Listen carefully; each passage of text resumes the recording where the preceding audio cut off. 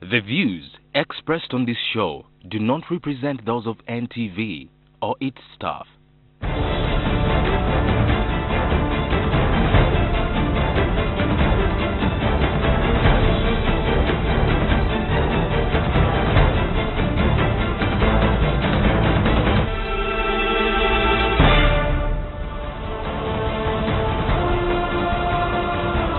Good evening, viewers, those who are in Uganda and the diaspora. We are glad you have made NTV your number one station, and of course, NTV People's Parliament your favorite program.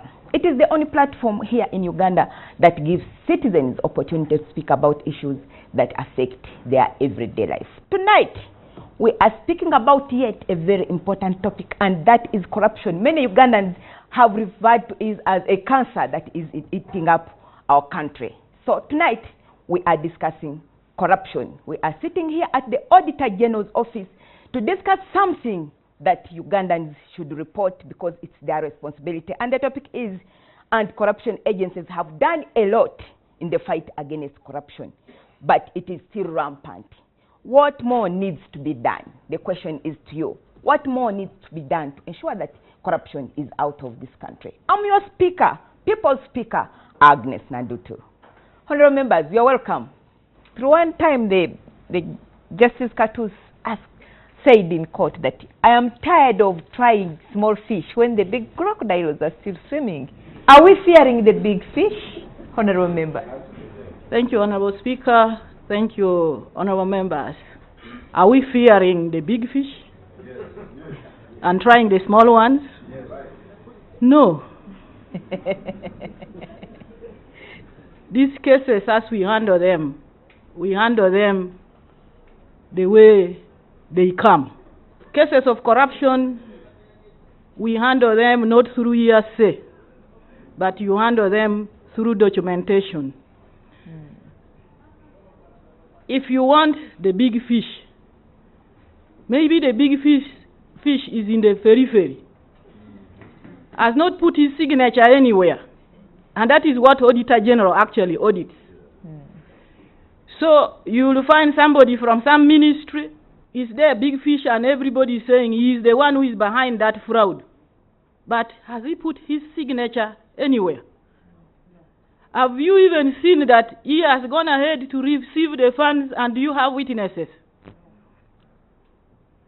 We hear that some of the monies are being even received from outside countries. It has become sophisticated. If you are to receive a bribe, you go to US and receive the bribe from there. That should be a big prize there. That is a big, because they are now sophisticated, they don't want to be known how, maybe somebody is not seeing. They are not going to sign a voucher, for example, but they are going to receive a bribe, but in a very sophisticated way, by, for example, going to receive from Kenya, from other countries, or from somewhere in the waters, I don't know. So, for us as Uganda Police, with the office of the DPP, from the point where, like, for us as CID, we initiate, we are investigating everybody. As long as we have these cases, we shall always investigate, without fear or favor. Okay. And we have done it. So we are not fearing the big fish. But if any big fish, we find his signature anywhere and there is evidence to show that the big fish is actually on the matter, we shall always investigate. Okay. Of course, as police, we shall do our part. The way CID or police works with the office of the DPP, we investigate, the DPP peruse or evaluate evidence which we have collected. We had the Chogam case. Some people are still Chogam. Some are still serving sentence. I think that was stringent enough. We have others of office of the auditor, of OPM. They are still serving. Now these ones of pension, they are serving. We've had a case of National Forestry Authority, the executive director, and the office of and one board member. They are serving, they are there in prison. And a number of them, we had there was another Chogam case, local government bicycle case. The Temangalo?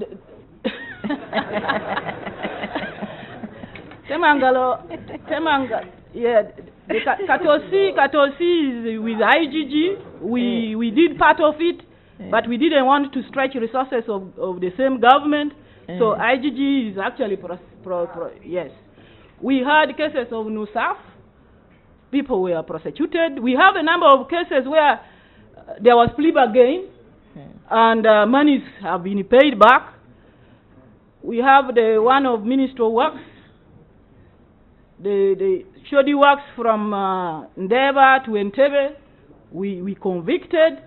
We have the one of UBC, where guys were convicted. The mask case, they were convicted, and a number of them. Okay. The office of the Auditor General, there is now also internal Auditor General who are in all these institutions. As mentioned by someone from local government, they are all there. Internal auditors should go ahead and carry out audits before funds are being released. I think somehow when we were doing these cases of public service, it was not being done, it was being done after, when money has already been stolen. I think that is one of them. We should actually do that prevention. And then, of course, the various means which have been put here by Office of the IGG and others, reporting, for example, whistleblowing. The big case of 169, which we investigated, it was a whistleblower case. I thank that whistleblower. It was whistleblown, and we had that big investigations. Little did we know that there was actually mega stealing in the office of the Ministry of Public Service. So that is one, and others we can still add because of time. I can. Then the second one, corruption should actually be very risky. As somebody stated, if we investigate, we confiscate. Somebody talked about freezing accounts. We froze so many accounts of these guys with their companies, grabbing their titles, and we communicated to our stakeholders, the URA. I can see somebody from URA here, and others like Ministry of Lands, and we put court orders on this, and they are still there on. Okay. But how are we going to have them lose? Say that another person who is thinking of accumulating wealth is going to really fear supporting the institutions that are handling corruption. They have to give a lot of, we have to be supported, all of us across the board, with the required resources to do the work. For example, if a CID or a traffic is doing his work, but is moving on foot, I am moving on foot to go to the office of the Auditor General to go and pick my report. I'm moving on foot to go to the office of PPDA to look for a report. Handwriting expert. You expect a lot from us, but you as the public, you as Parliament, you as all Ugandans and other ministries, what are you doing to ensure that these institutions are actually supported, including the office of the IGG? So we need all those support to be supported so that they can do their work. Tumwine Augusta, that has been a question of the big fish and the small fish, and mine is quite similar. Mine is about the old fish and the young fish. And you discover that yes, whatever big fish they've been talking about since most of those fish have been actually their old fish. But we know every old fish has been young at a certain point. And every young fish is becoming old at a certain point. Now, if nothing is done about the young fish, actually the younger fish are also becoming, or they are also coming up to be like the old fish we are talking about, which are big now. Now, you discover that now, or even these days, it is very common among like primary schools, secondary schools, when pupils and students are carrying out their prefectorial campaigns, they give out sweets, money, and everything. And maybe some of the members here have done a lot, their parents actually, they've done a lot to sponsor their children to do such a thing. Now these are old fish training the young fish to become exactly. Now, as we speak now, Like what a honorable member said, that you need to begin from home. Yes, as we If speak you are now, encouraging your child to go and bribe with a seat at school in order to become a prefect, then he will... senior six candidates are doing their final exams. But as they sit with their parents during their vacation, some parents are trying to prepare them. You should go and study law. You know lawyers eat a lot of money. But this lot of money, most of it is Corruption. actually, yes, corruption. Now, you after studying law, maybe you should join police. These people get a lot of money. This is a parent trying to prepare a child. after the child has not made the points to take him or her to the law course, they even go to first. They begin with a diploma, maybe at LDC, because that one can take some more points. So that at the end of the still can make it for law. And now, these people of course don't become judges there and then. They begin by being like some junior lawyers down there, but they become agents. Junior lawyers work with senior lawyers. Senior lawyers who access judges and magistrates. Now they get the money from the wananchi up to the senior lawyers, then direct to the judges and magistrates. Now, if nothing's done about the young fish, that's, in other words, whatever the anti-corruption agents are trying to do is about the branches of the tree. But the roots are somewhere, and these roots are being actually being irrigated and fertilized by the parents. Thank you. Thank you very much. Thank you, Honorable Member. Go ahead, Honorable Member. Thank you, Madam Speaker. My name is Harold Kaija. The vice of corruption is something that has become legitimate in this country. We started a campaign with my comrade Mwanga Kivumbi 7 years ago to start following newspapers every day. Up to date, even if you check the one of today, you'll find money stolen. So is it news? No. It has become it has become so accepted in this society. Yeah. We sometimes, not cut you short, sometimes even journalists, we reached a point when we could not report cases of one has stolen 500 million. It became too small. Hey. So we could only go for those who have stolen billions. Sometimes I even feel for these arms of government that are fighting corruption, IGG, police and the like. So even when somebody sees a file, the public knows it is an opportunity to eat. Actually, they call it eating, not stealing, eating. When you look in this society, the fortunes that people have, and nobody questions them. You find somebody who earns 2 million, but he lives in a mansion. It is put in the papers. Nobody looks at it. When you go and read the confessions of the economic hitman, and you look at the, like the word syndicate that you're seeing here. It is a syndicate that everybody knows. They know if it is a billion, they even prepare. He has been telling you. Drivers of vehicles even prepare money for traffic guys. If somebody is stealing money in the ministry, they even know that at one time, IGG is coming. Auditors are coming. They prepare money for them. And when they go there, they give them the money. That's why you wait for an audit that you expect that something is coming up. It never happens. What can Look be done at now? the land of the EBC. Everybody gets excited. Where did it end? It only ended. So what can be done, Honorable Member? I think what should be done, we need an overhaul of the system. A total overhaul of the system. This country is rotten. I feel for them. They are given a responsibility. There was a time when I had the IGG being called by the president. Stop there. If they are stopped, then it stops there. So we need a complete overhaul. We are corrupted in our heads. Everybody is corrupted that people feel when they give you a job, an opportunity what to eat. When you don't become rich, they think you're a fool. That's why you find somebody who does not qualify to be an MP. He goes there because they feel they should be what? There is money. When you go to parliament, everybody wants to become a member of PAC. Why? Civils are coming. They are not going there to grab them. They go there to get what? To get something. And nobody checks. You go in the churches. The guys who sit in front, the VIPs, who are even Americans, are the people who give in more money. But why? Where do they get the money? Nobody minds. Okay. So a complete overhaul of our system. Thank you. And then we go back to training, as somebody said, from home. And we say, we impart values in our people. So that people know money is not the ultimate end. in this kind of what kind of life. Thank Okay. you, Madam Speaker. Thank you. I think you have heard.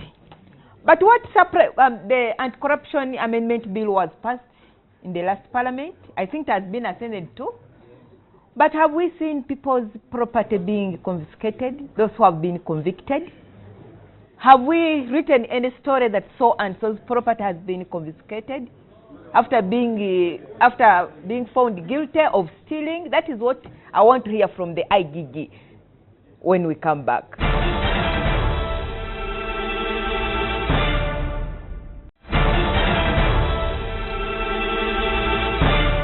Welcome back. You are still watching NTV People's Parliament, the only program that gives you a platform to speak about issues that affect your everyday life. And of course, corruption affects each and everybody of us. It has affected our infrastructure. We have bad roads, we have bad schools, we have no medicine hospitals because people are stealing the money that's supposed to do the work away. Honorable Member, the Deputy IGG, who is responsible? Have we seen somebody's property confiscated since the law was passed? Have we convicted any people and their property confiscated? Because we need to make corruption a very risky thing. Thank you, Honorable Speaker. Last year, we recovered more than 2 billion shillings. But more importantly, we prevented loss of over 40 billion shillings. Because we are also in that strategy of prevention. Okay. We intervene before the loss occurs. And that's where our main effectiveness has been. We probably don't report it enough, but it's working very well. Okay. The other year, we prevented loss of over 25 billion. Last year, it was over 40 billion shillings. But in terms of cash, last year, we recovered 2.5 billion in cash by the Inspector of Government through enforcement of recoveries and threat of arrest. Thank you. Okay, thank you. Work in progress. Work in progress. Reject and report corruption. It is your responsibility. What can be done, Honorable Member? My name is Mrokoz Willis Biaboneka from Biaboneka Partners. I've worked in different ministries or departments. You find, because of some other challenges that have already been mentioned, like nepotism, people who are really working very hard, at the end of the day, they don't see the value for their input or for being really people of integrity. So if you can have it within our laws, embedded within our laws, that people who are really working very hard, they are rewarded, and even they are rewarded transparently, I think it will encourage even more people to work very hard because they know at the end of the day, there is something they can get out of this. Then we can also increase citizens' participation in monitoring public resources. Because there are a lot of public projects that are ongoing, but people don't know the value of that project, what it entails, and how it is supposed to be finished. We'll take an example of roads in rural areas. You see, most of them are not, when you look at them, they are totally substandard. But you have no information about the contract. And when you try to ask to get involved in that, somebody will tell you, no, the funds they released to me couldn't make, the kind of maram, the kind of this and that kind of. So you find yourself, you're limited, and you cannot go here and there looking for information. So there must be some information within the public domain that people can use it, or there must be a center at least that people can access some of this information and use it to monitor projects within their communities or localities. Okay. So that one is very much important also. Thank you so much, Madam Speaker and honourable members present. My name is Mugisha Moses Okwera. I think all of us watch the news of Monday, Tuesday, and the police is here. They were telling us that the land titles of Kawempa police station is not available. First of all, there's no political will. From the president to LC, there's no political will from the president to LC. Even councillors. I'm telling you, up to LC. The LC chairperson will send letters giving land, piece of land, to very many people that he knows they're not owners of the land. We know that this information has always gone to the presidency, and there's nothing which does work. I was saying, Madam Speaker, that the police here, Tuesday, they mentioned that there's no land, the land of police is nowhere to be seen, land title. The police are here. They're still investigating. We don't know where it's going now. Which land? Which land? Kawemba police station. They were telling us that even themselves, Parker was questioning them. They don't know where the land title of Kawemba police station, where it is now. Telling me how the police is going to get the confidence of handling many correctional cases if their own is not handled. I come from Nakawa, and I grew up so much around the hospital. But our hospital land has been chopped in many pieces. Now there are very many people who are surrounding it. We don't know where even the land where it goes. There are two schools at the hospital. There is a psychiatric clinical officer school and a nursing school. As I speak now, those two schools don't know where the land title is. They're telling us, and they don't know where the land title is. So the point is, what we are lacking basically is the political will from the presidency up to down. But Political will. Political from up to down. Otherwise, before you do that, we can keep on discussing until many times. Honorable Member. Thank you so much. Please, you have the platform. From the current speaker, I believe that the entire country or a large population is already so tired of hearing about corruption. He's entitled to his opinion, and I believe he's representing a group of people who are already tired and reluctant about corruption. But we are here to find a solution. The police has been referred to a lot. We are dealing with the effects, or what we have the cause of the disease, but we are treating the symptoms of the disease. Public servants pay money into that for taxes. The question is, where do the taxes go? Where do the taxes go? Do they go to increase money for members of parliament, or do they come in to solve the problem of the people like the ordinary police officers?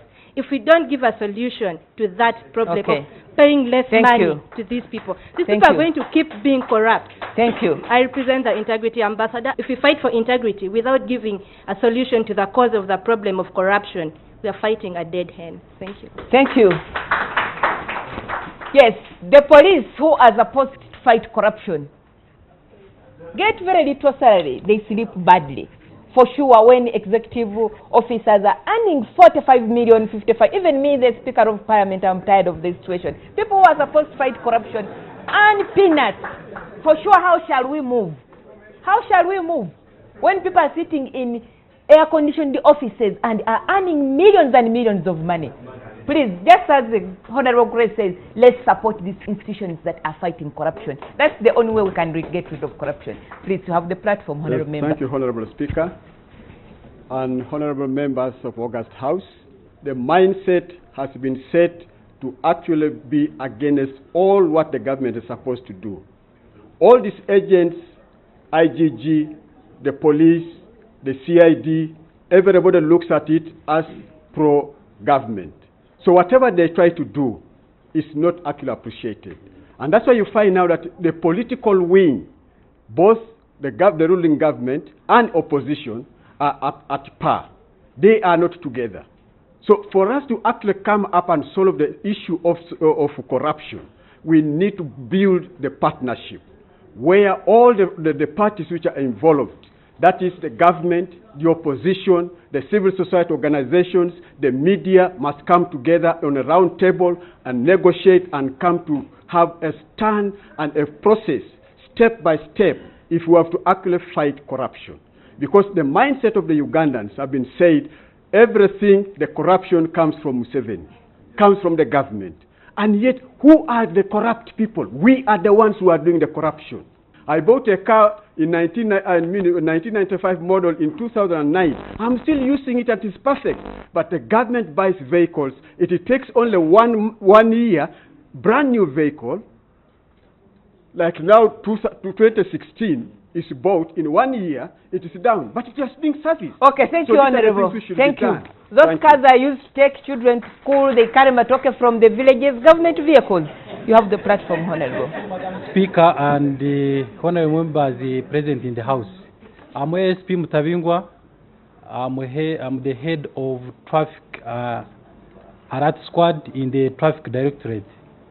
That unit is to fight corruption in the directorate. you get a traffic officer, he sees another one driving a Porsche car, also you want to drive it. And now what is he going to do? Now, as I talked about society, members of the, motorists or members of the public, because they have committed traffic offense and they want to go away with them, they are the first people to come and do what? And try to bribe a traffic officer. And they say police is corrupt. And they say police is corrupt. Whereas it is you, the member of public, that is corrupting. Then fighting corruption is like fighting terrorism. You cannot be safe when you are fighting terrorism, because the terrorists want to come and clear you because you are against him. The same applies to fighting corruption. You have stepped in people's, what do I get? Threats. At times I've been assaulted publicly by my officers whom I get. I need not fight with you. We have mechanism we use that we get. But you are assaulted. There are threats, death threats that come. So those are the challenges we are meeting. Then, as somebody talked about inadequate funding, of course, those are the challenges. We have protection of witnesses. Now, if we went to courts overall, at times we use the disciplinary courts and maybe these other outside courts, I mean the general courts. But a person who is not protected and he has given information, most likely now we use crime preventers. Crime preventers have done a lot in fighting corruption also. Yeah, get me clearly. You might find up for the remember. For you might think that maybe there are those ones who are bad and those ones who are good. Like now, I stand to say that I'm never corrupt. I've never been corrupt. I've been challenging people that if I've ever asked somebody money, can come and even when you are here, you can say I'm doing. So there are those crime preventers who are good, but not those ones there are those ones who are bad. So those ones who come up and maybe they're working undercover. If you don't protect them and when maybe that you are going, they are coming to court to testify and they are not protected, then it becomes a very big challenging. Otherwise, because of time, I thank you. Thank you. He has noted a very important point. Stop giving police officers money. You give them money and then you call them corrupt. I don't know what you call yourself. Let's go for a short break, and when we come back, we shall hear more from the honorable members present here.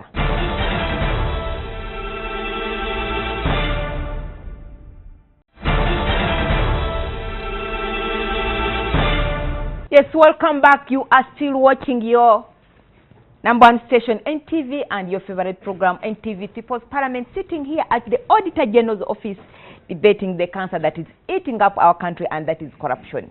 You have the platform, honorable member. Thank you, Madam Speaker and the August House. I'm Esther Wasagali from Anti-Corruption Coalition Uganda. One is that I would like to appreciate the traffic office, the department. Much as you're saying that citizens corrupt you, okay?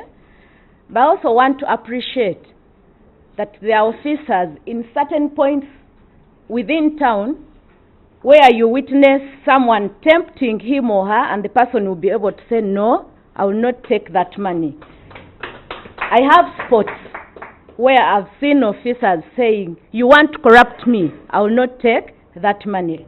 That's Namugongo, around Quality, on Entebbe Road, and some places within town. And to me, I think the message is getting down.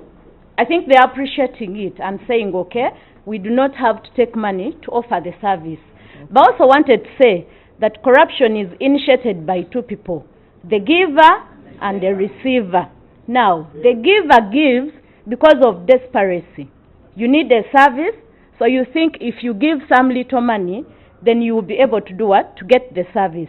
The receiver is also tempted because money tempts you, and you'll be able to take it. Even when you're not going to give the service, you'll take the money, and something will take long to be responded to. Now, what should be done? One is that the government officials need to leave their offices and reach down to the grassroots. Go down to the people, tell them what exactly it is about corruption. unless when they listen from you, they may not be able to stop corruption. Okay. Two is that the last one, exactly. The last one is that facilitate officers very well, and then they will not be corrupted. Thank you. That is to government. Facilitate corruption agents as well, and they will not be corrupt. But also there are police officers, when they ask for a bribe and you refuse to give them, then they ticket you. Go ahead, please, you have the platform. Thank you very much, Madam Speaker. I'm Honorable Murshid Buembo Kasule. I'm a Lord Councillor representing people with disabilities here in Kampala. Mine is about, I think, one of the causes of corruption, as others have been listed and talked about, but one I think that we've left out is that it all started with the way we handled privatization. If you look at the figures and the way, for me, I'm considering how it started coming and escalating into the media. The way we handled privatization. With the privatization, most of the services that demand money are determined by the forces of demand and supply. But when you look at the way public service sets its salaries, it's about scales, U12 and others, as you know them. Now it comes when this civil servant or any other person, because most of the people that are always charged with corruption scandals and other stuff are public service.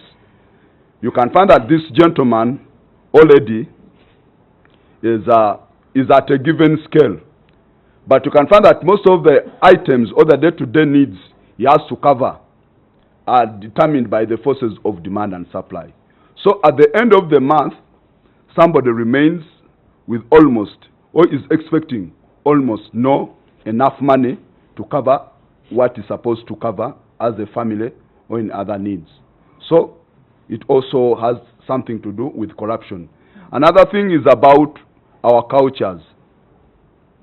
Still, when you look at the way salaries are set by the public service, you can find that they calculate it maybe depending on maybe the Western model, whereby somebody is only confined to one's family. But here in our African setting, your family stretches beyond what Professor Mamdan used to call a 1, 2, 3, 4, which is a 1 house, 2 children, a 3-bedroom house, and a 4-wheel drive. You can find that because you are having so many other descendants or other people to cater for, you can find that such a person, in order to cover up the gap, may be tempted to indulge into corruption. And then, lastly, we need, as IGIGI and other government operatives fighting corruption, also to be abreast of the people doing corruption. Why don't we adopt like the ICT model? Less like when you are developing a software, you also get the best hackers to find out, to keep you abreast of ways that people will be doing, maybe corruption and other things, that you can be able to counter it. Okay. Corruption is in contracts. Go ahead, Honorable Member. Thank you, Madam Speaker and honorable members. I think last year, just to give you facts, I would say that public procurement accounts for about 60% of our expended budget. The budget process really ends with Parliament, meaning that when you approve the budget, you also approve the procurement plans. So I would urge members of Parliament that really interest yourself with the public procurement plans. Plans are supposed to be public. Whether you're coming from Manafa, I think I got it from Manafa that there was some conflict of interest. Whether you are from Chambogo, as an entity, the plans for Chambogo University is a public document. And I urge all of you members to actually interest yourselves in. As PPDA, we actually don't tolerate corruption. If you read, I think, was it the beginning of this month? I think, yes, I think it was November. As PPDA, we blacklisted over 100 companies. it's not that really we take pride in blacklisting companies. Because if we... Why did you blacklist them? For malpractices, they got involved in forgeries, corruption, shoddy work, and all this. 100 companies. These are companies that employ Ugandans. These are companies that pay taxes to our coffers. The money we are looking for. These are companies that really belong to us. But as the PDA, when we work, do our investigation right, and we find that really you are on the other side, the wrong side, we suspend you, we blacklist you. We don't take pride in blacklisting, but I think we think this is one way to deter actually corruption. We realize that there are 3 points within the procurement process that are really very prone to corruption. That is at the bid opening or receipting. At the evaluation stage, there's a lot of corruption at that point, and also at the award stage. Okay. So we actually know these points. But again, as I say, public procurement has a lot of stakeholders. We have the accounting officers involved, we have the contracts committee involved, we have the user departments involved, we have the evaluation team involved, and really if we count, I was just doing a count, and given the number of entities that we have over 12,000 stakeholders involved in the procurement process. Meaning that it's actually well-webbed. So meaning that it's you, it's me who can actually help. My boss used to tell us that, public procurement, and I think public officials in procurement is like a rat. Everything jumps like a rat, moves like a rat, and cries like a rat, but you cannot prove that it's a rat. Meaning that it's very complicated, very, very complicated. Madam Grace said that sometimes bribes are not taken within the country, they're taken outside. Very sophisticated. So I urge all of you, take interest in the procurement process. If you have any information that really can make us make a decision, please give us. As CPDA, we are ready to move. We are ready to move with you. Thank you. Madam Chair, thank you. I give you 1 minute, sir. Thank you to give very us a way much. forward on what else we can do Thank to you fight very corruption. much, Honorable Speaker. My name is Akototio William, Senior Commissioner of Police. I'm feeling a bit timid to speak after my spirit has already spoken. I'm a Deputy Director to AIGP Grace Akulo. We have a problem of people who are convicted. They go to court, they are convicted, they are sentenced, they serve the sentence. Under unclear circumstances, they find themselves in the system. And we find them again holding offices. And yet there is a provision under the Anti-Corruption Act. These people should be disqualified from holding public offices for 10 years from the date of conviction. Thank you. Thank you. Can I have the Deputy IGG to make to wind up, please? I just want to make 2 points. The first is that the situation is actually getting better. Things are looking up. The space within which to be corrupt is narrowing. Many of you remember that in the past, cashiers would carry sacks and sacks of money. Every Friday, people would be distributing money in government ministries. Now, it's more complicated because of the various measures that have been shared. So, the situation is looking up. But why is there a lot of reporting? It's because, yes, largely because the media has done a good job. There is more awareness in the country. There's been more democratization. People are speaking out all over the country. Wherever we go, people are aware of the issues. And for us, we think it is a good thing because the corrupt are being isolated and they are being shunned. So we think there is a movement that's going on which is positive. And we thank you very much, members, for all your contribution, because your presence here is actually a clear demonstration of the effectiveness of the awareness campaign that we are all involved in. Conflict of interest, yes, is the biggest driver of corruption. But, as we've seen up country, one district engineer says, I can't award myself the contract. He talks to the engineer in the next district. He says, here is my company. Award mine, I award yours. But the law is a company is separate from its individuals. So there are complications there.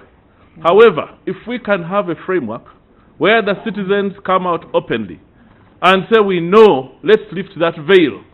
We know who is behind this contract. It is this person, so and so. And we track them, we trap them, arrest them, detain them, lock them up, confiscate property. I think corruption will be history in this country. We thank you once again. Thank you. Thank you, honorable members.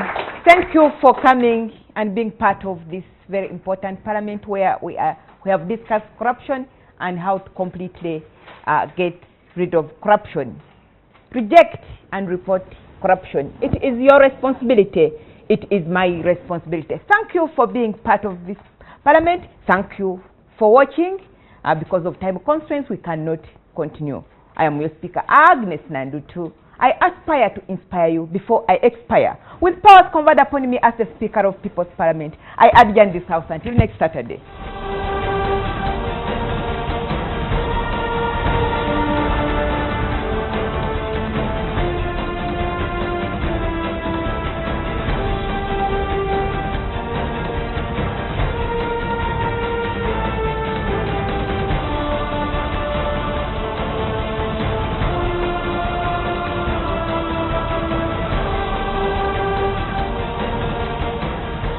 The views expressed on this show do not represent those of NTV or its staff.